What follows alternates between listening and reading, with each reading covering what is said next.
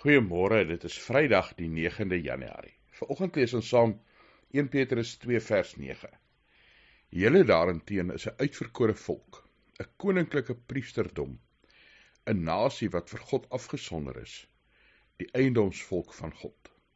Die volk wat die verlossingsdade moet verkondig, van hom wat julle uit die duisternis geroep het, na sy wonderbaarlike lig. Ons is, soos Christus, mense wat konings, priesters en profete is vir God.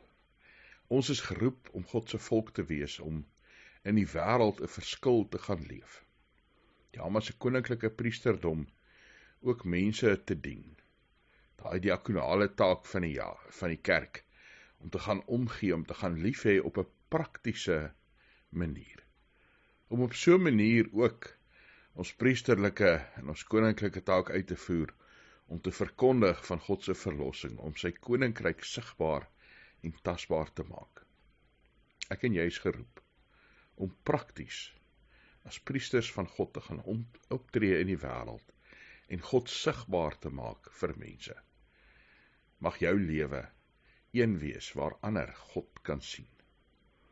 Hemelse Vader, dankie dat ons kan saam bid en weet U hoor. Dankie dat ons voor U ons nood kan kom lê. Ons bid, Here, dat U asseblief vir ons sal vrede gee, moed gee, krag gee. Ja, Here, wysheid gee. Dalk kreatiwiteit vir dinge wat ons pla en die dinge waarmee ons sukkel. Ons bid vir 'n wêreld wat soveel nood en onrus het. Here, bring vrede tussen mense.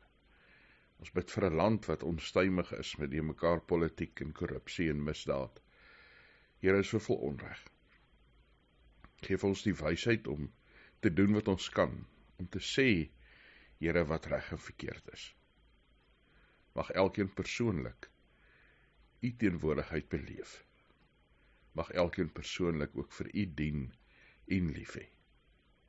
Ons bid dit in Jesus Christus se naam. Amen.